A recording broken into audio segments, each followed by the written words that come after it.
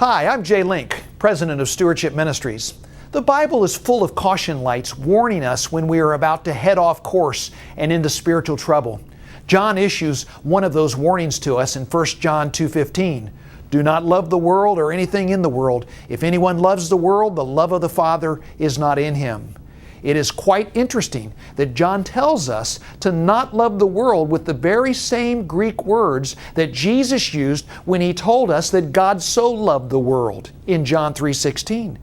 So since we know that God cannot contradict Himself, there must be a way in which we are to love the world and a way in which we are to not love the world. We can understand this apparent contradiction in the following way. A spiritually healthy love for the world desires to give something to it, namely the gospel. The rest of John 3:16 says, "For God so loved the world that He gave." A spiritually sick love for the world desires to get something from it. In 1 John 2:16 says, "For everything in the world, the cravings of the sinful man, the lust of his eyes, and the boasting of what he has and does, comes not from the Father, but from the world." What is troubling about John's warning is that it doesn't give us much guidance on how to identify whether we do in fact love the world and the things of the world. It is not enough to just say, oh, well, we love God and we don't love the world or the things of the world. Is our verbal profession enough? I don't know about you, but my words have often betrayed me. I have found on occasion that I'm not really what I say I am. What is on the outside is not really what's on the inside. So it is necessary for us to look deeper than just our words. We must look at our hearts and observe our actions to determine if we are indeed in love with the world and the things of the world. I've identified 4 flashing caution lights that should warn us that we might indeed have gotten into an illicit love affair with the world and the things of the world. Here is caution light number 1. We are falling in love with the world when we are never quite satisfied with what we have. Solomon says in Ecclesiastes 5:10, "Whoever loves money never has money enough. Whoever loves wealth is never satisfied with its income." Are you truly satisfied with what you have right now? If you never got anything more for the rest of your life, would you be okay with that? Or do you find yourself drawn to the newest technology gadget, a bigger or better car, another exotic travel destination, the latest fashion, or a newer and bigger home, or another way to make more money? Is your life characterized by wanting and getting more stuff? Solomon again warns us in Ecclesiastes 6:7, "All man's efforts are for his mouth, yet his appetite is never satisfied." Is your appetite satisfied with what you have right now, or will it take more? If more is descriptive of the way you think about the things of this world and the way you live in this world, caution light number 1 is flashing, and you may indeed be involved in an illicit love affair with the world that can destroy your pure and holy relationship with your bridegroom, Jesus. Caution light number 2 is this. We are falling in love with the world when the things we own end up owning us. Jesus reminded us that we only have one throne and He wants to be on it.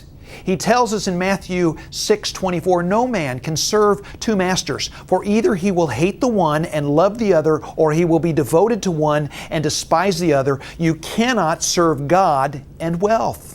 Demas was one of Paul's mission entourage. Paul is grieved to report in 2 Timothy 4:10 that Demas, having loved this present world, has deserted me. That is what happens when we love the world and the things of the world. You cannot have both on the same throne.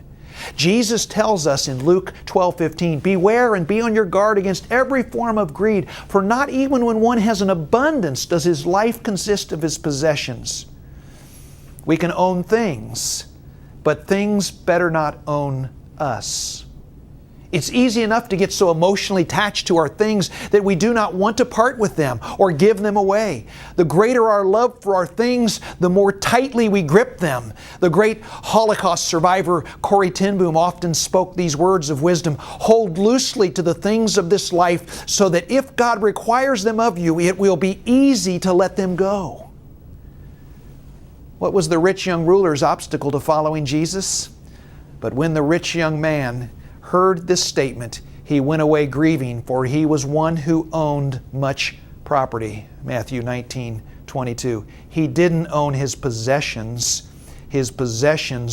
owned him, and they would not let go of him. If you find that your things own and control you, caution light too is flashing, and you may indeed be involved in an illicit love affair with the world that can destroy your pure and holy relationship with your bridegroom, Jesus. Caution light number 3 is we are falling in love with the world when worry about losing our things is disrupting our inner peace. Recent times have certainly given all of us ample opportunity to discern if worry about material loss has been disrupting our inner peace. When times are good, we never even notice caution light number 3. But when retirement funds plummet and the value of our real estate is in a free fall and our business revenues are off substantially, all this can reveal a love for the world and the things of the world that we may have never really noticed. Paul reminds us that our financial condition should have nothing to do with our inner peace and contentment in life. He says in Philippians chapter 4, verses 11 and 12, "Not that I speak from want, for I have learned how to be content in whatever circumstance I am. I know how to get along with humble means, and I know how to live in prosperity. In any and every circumstance, I have learned the secret of being filled and going hungry, both of having abundance and suffering need." Being content when you have a lot is quite easy, but being content with less or much less than we have grown comfortable with can be very unsettling and reveal the actual depth of our affection for the things of this world. If you have placed your faith in the things instead of the one who has provided these things, you are in danger. Hebrews 13:5 points this out very clearly. Make sure that your character is free from the love of money, being content with what you have. For He Himself has said, "I will never desert you, nor will I ever forsake you." If we were stripped of all of our worldly possessions and stood penniless, would we still be content and filled with inner peace, confidence that our loving Father is still on the throne and will never ever forsake us? If you are struggling with a disquieted spirit as you worry over your net worth falling and your cash flow shrinking, caution light 3 is flashing, and you may indeed be involved in an illicit love affair with the world that can destroy your pure and holy relationship with your bridegroom, Jesus. Caution light number 4 is this: we are falling in love with the world when our longing to be there is diminished by our affection for what we have here. Mrs. Jones asked her 8-year-old Sunday school class, "How many of you would like to go to heaven?" Every child in the class raised his hand except Billy. Mrs. Jones looked curiously. "Billy, don't you want to go to heaven?" He replied, "Sure I do. I just thought you were taking up a bus right now." Billy was glad to go to heaven, just not right now. When I was a teenager, my grandmother had a heart attack and fell into unconsciousness. Her 4 daughters, one of which was my mother, got together and made the decision for the doctors to insert a pacemaker into her to keep her alive. I remember to this day how furious my grandmother was when she awoke in the hospital and realized that she was still alive. She so longed to be with the Lord that the life-saving intervention of a pacemaker only prevented her from getting where she longed to go. My grandmother's unhappy reaction to still being here is etched permanently in my mind. I'm reminded of what Paul said in 2 Corinthians 5:8. Prefer rather to be absent from the body and to be at home with the Lord.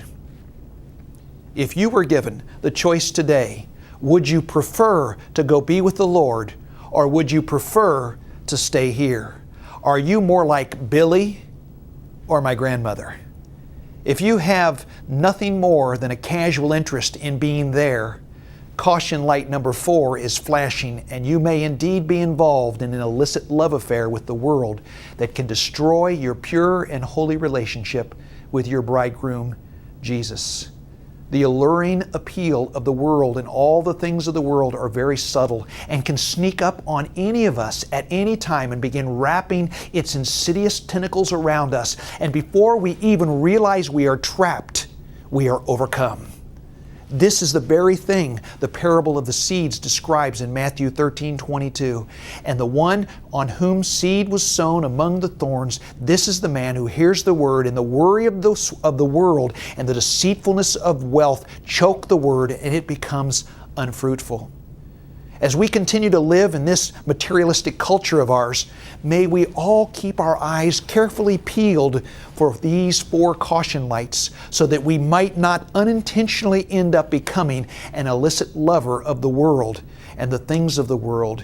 As it says in Hebrews 12:1 and 2, it challenges us with this thought: let us also lay aside every encumbrance and sin which so easily entangles us, and let us run with endurance the race that is set before us, fixing our eyes on Jesus, the author and perfecter of our faith. May this be so for all of us.